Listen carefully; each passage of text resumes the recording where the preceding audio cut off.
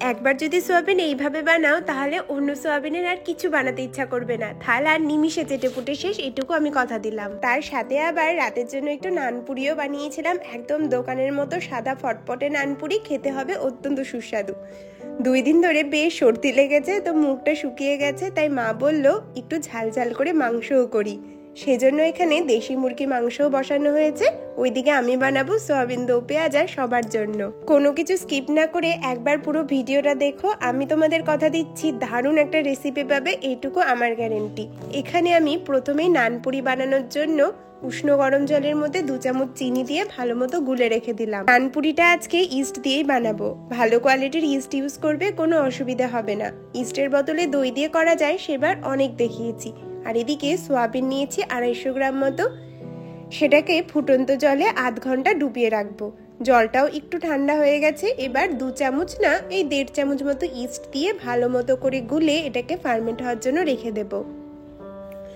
এখানে আমি golden ক্রাউনের east use করছি, এটা এমনি লোকাল দোকান থেকেই কেনা। তোমরা এমনি অনলাইনে ভালো অ্যাক্টিভ ড্রাই ইস্ট কিনে ইউজ করতে পারো, অনেক কিন্তু কাজে লাগে।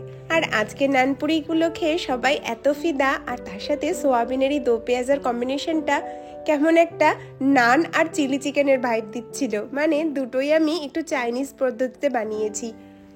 সোয়াবিন দো পেঁয়াজা বানানোর জন্য পেঁয়াজের খোলাগুলোকে আলাদা করে ছাড়িয়ে নিচ্ছি, আর এদিকে ক্যাপসিকামটাকেও ডুমডুম করে কেটে নিয়েছি। আমাদের বাড়িতে প্রত্যেকেই সোয়াবিন খেতে খুব ভালোবাসে, আর যতবার সোয়াবিনের এইরকম কিছু বানাই ততবার রাতের রুটি দিয়ে খাওয়ারও কোনো চিন্তা থাকে না।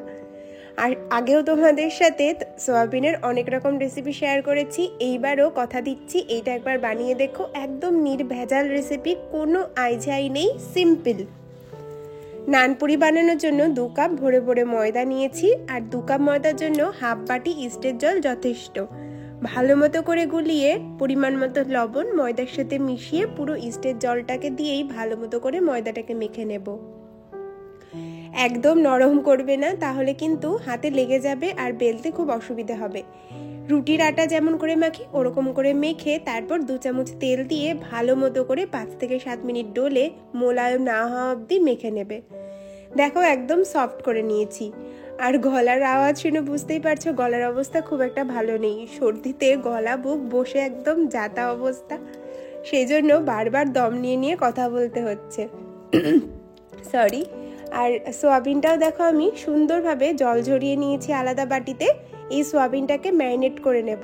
ম্যারিনেশনের জন্য আদা রসুন কাঁচা লঙ্কা বাটা, 2 চামচ মতো লঙ্কা গুঁড়ো, 1.5 চামচ চালের গুঁড়ো আর সামান্য লবণ দিয়ে ভালো মতো করে ম্যারিনেট করে নিতে হবে।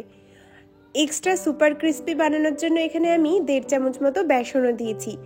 দেখবে যদি খুব ড্রাই মনে হয় তাহলে 2-3 ছিটা জলের ফোঁটা দিয়ে আবারও ম্যারিনেট করে নেবে, খুব সুন্দর একটা কোট হয়ে যাবে, কোনো অসুবিধা হবে না। এই পকোড়াটা খেতেও এত ভালো লাগে, ভাজতে ভাজতেই অর্ধেক শেষ হয়ে যায়। সোয়াবিন দো পেঁয়াজা বানানোর জন্য পেঁয়াজ আর টমেটোটা একটু বেশি লাগছে।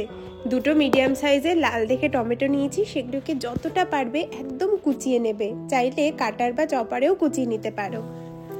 টমেটো আর পেঁয়াজ সবকিছু কুচিয়ে রেখে রেডি, এইবার সোয়াবিনগুলো ভেজে নেব। রান্নাটা সাদা তেলেই করছি, সরষের তেলেও করা যায়, কোনো অসুবিধা হয় না। তেলটা ভালো মতো গরম হয়ে গেলে সোয়াবিনগুলো দিয়ে 5 থেকে 7 মিনিট হাই ফ্লেমে কড়কড়া করে ভেজে নামাবে। কোনো চিন্তা করার দরকার নেই, কড়কড়া করে ভাজার জন্য সোয়াবিনগুলো চিমড়ে হয়ে যাবে না, পরে এটা দেখবে খুব সফট হয়ে যাবে। সোয়াবিনটা সুন্দর ভাজা হয়ে গেছে, আর এই ভাজা সোয়াবিন খেতেই এত ভালো লাগে। সোয়াবিনটা নামিয়ে রাখলাম, এবার সামান্য তেল দিয়ে পেঁয়াজ আর ক্যাপসিকামটাকে জাস্ট 30 থেকে 35 সেকেন্ড মতো হাই ফ্লেমে ভেজে নেব। এর মধ্যে কোনো লবণ বা কিচ্ছু দেওয়ার দরকার নেই, পেঁয়াজ আর ক্যাপসিকামটা যেন কোনোভাবেই নরম না হয়ে যায়। গোটা ধনে ফোড়ন দিয়েছি 1 চামচ, তারপর পেঁয়াজ দিয়ে তার সাথে 2-3টে কাঁচা লঙ্কা দিয়ে ভালো মতো করে ভেজে নিতে হবে। একদম লাল লাল করে ভাজবে, যেমন বেরেস্তার জন্য করি ঠিক ওই রকম। ভালো করে লাল লাল করে ভেজে নেওয়ার পর এর মধ্যে 1.5 চামচ আদা রসুন আর কাঁচা লঙ্কা বাটা দিয়েছি। খুব বেশি কিন্তু সময় লাগে না, একদম নিমিষে হয়ে যায়, ইজিলি রাতেও বানানো যায়, দুপুরে ভাতের সাথেও বেশ লাগে। আর বিশ্বাস করো আমি তো খেয়েছিলাম নানপুরির সাথে, বুঝতেই পারছো কতটা সুস্বাদু হয়েছে। টমেটো যেটা কেটে রেখেছি সেটাও এবার দিয়ে দেবো মশলা কষানোর পর। এইবার স্বাদ মতো লবণ দিয়ে ঢেকে রাখবো 10 মিনিট একদম লো আছে, যাতে টমেটোটা সুন্দরভাবে গলে যায়। এর মধ্যে কিন্তু কোনো বাটা মশলা মানে আদা রসুন কাঁচা লঙ্কা ছাড়া আর কোনো বাটা মশলা ইউজ করবে না, গন্ধটা কিন্তু বিগড়ে যাবে। 1 চামচ ধনে গুঁড়ো, 1 চামচ জিরে গুঁড়ো, 1.5 চামচ কাসুরি মেথি, পরিমাণ মতো হলুদ আর একটু লাল লঙ্কার গুঁড়ো দিয়ে ভালো করে মশলাটা কষিয়ে নিয়েছি। টমেটোটা গললে আর মশলা থেকে কাঁচা গন্ধ চলে গেলেই বুঝবে একদম রেডি। সোয়াবিন ছাড়ার ভিডিওটা করতে ভুলে গিয়েছিলাম। সোয়াবিনটা ছেড়ে হাই ফ্লেমে 5 মিনিট ঢেকে রাখতে হবে, যাতে সোয়াবিনের মধ্যে মশলাটা খুব সুন্দরভাবে ঢুকে যায়। আচ্ছা, তোমরা যদি ড্রাই মানে সোয়াবিন দো পেঁয়াজা চাও তাহলে ঠিক এই পর্যায়ে নামিয়ে নিতে পারো। সামান্য টমেটো সস দিয়েছি 1.5 চামচ মতো, দিয়ে ভালো মতো করে নাড়াচাড়া করলেই ড্রাই সোয়াবিন দো পেঁয়াজা একদম রেডি। আর এর সাথেই আমি একটু গ্রেভি মতো করেছিলাম মাখো মাখো হওয়ার জন্য, তো উপর থেকে স্প্রিং অনিয়ন ছড়িয়ে দিয়েছি আর দিয়েছি সামান্য গরম মশলা গুঁড়ো।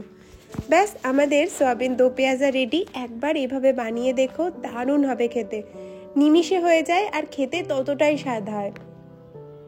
ময়দাটা আধ ঘন্টা থেকে 1.5 ঘন্টা ফার্মেন্টের জন্য রেখেছিলাম, সুন্দরভাবে ফুলে গেছে।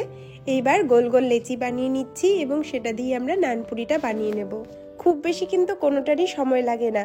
স্পেশাল ওয়ানের জন্য এরকম বানিয়ে রাখতে পারো, তাদেরও খুব পছন্দ হবে। নানপুরিটাকে বেলে নিয়েছি, খুব বেশি মোটা করবে না, একটু মানে খুব বেশি পাতলা করবে না, নানপুরি একটু মোটাই রাখবে। আর আরেকটা কথা, নানপুরি দেখবে ভাজার সময় অনেক সময় লাল হয়ে যায়, সেইটা হবে না যদি তোমরা একদম লো আঁচে ভাজো।